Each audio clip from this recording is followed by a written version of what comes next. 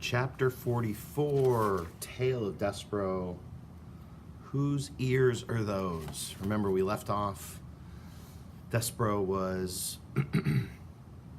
trying to get back to the dungeon and had run through the kitchen, and the chef was making soup, and then heard Despereaux. "Who's there?" shouted Cook again. Despereaux wisely said nothing. The kitchen was silent. Said Cook. Nothing. It's nothing at all. Just my nervous Nelly ears playing tricks on me. You're an old fool, she said to herself as she turned back to the stove.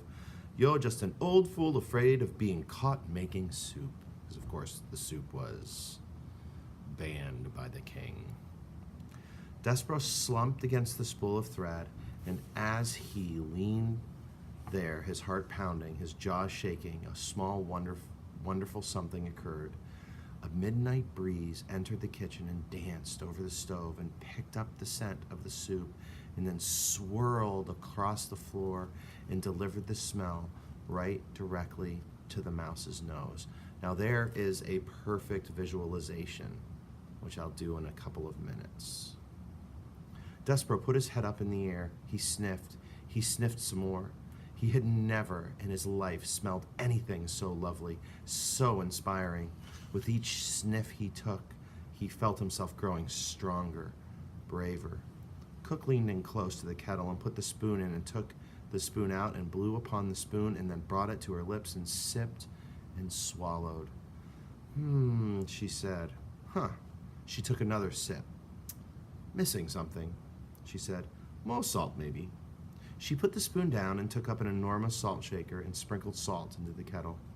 And Despereaux, feeling emboldened by the smell of soup, again set to work, pushing the spool of thread. Quickly, he said to himself, rolling the spool across the floor. Do it quickly. Do not think, just push. Cook whirled the salt shaker in her hand and shouted, Who goes there? Despereaux stopped pushing. He hid behind the spool of thread as Cook took the candle from the stove and held it up high. Humph, she said.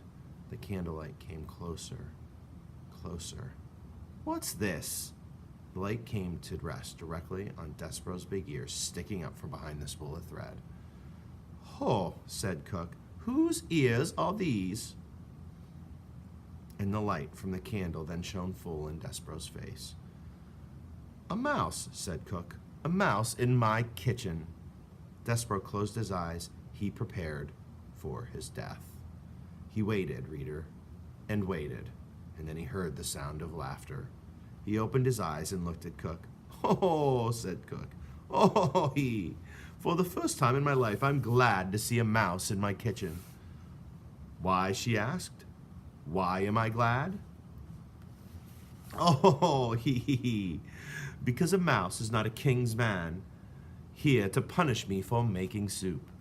So she's happy because she thought she was going to get in trouble, and it turned out just to be a mouse.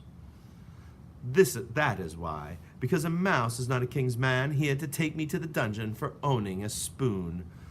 Oh, a mouse.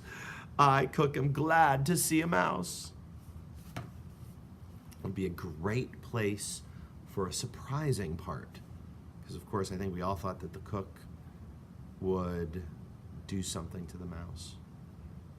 Cook's face was red and her stomach was shaking. Oh, she said again, and not just any mouse. A mouse with a needle tied around his waist. A mouse with no tail. Ain't it lovely? Oh, She shook her head and wiped at her eyes. Look, mouse, these are extraordinary times, and because of that, we must have some peace between us. I will not ask what you are doing in my kitchen, and you, in return, will tell no one what I am cooking. She turned then and went back to the stove and set down the candle and picked up the spoon again, put it in the pot of soup, and took it back out and tasted the soup, smacking her lips together. Not right, she said. Not quite right. Missing something still. Despereaux did not move. He could not move. He was paralyzed by fear. He sat on the kitchen floor. One small tear fell out of his left eye. He had expected Cook to kill him. Instead, reader, she had laughed at him, and he was surprised how much her laughter hurt. That's a weird way. Why did her laughter hurt? Very interesting. All right. I am going to do a video on the visualization. Again, you don't do the visualization for yours, but I'm going to show you exactly what you should have for a visualization. You can do that surprising part, though.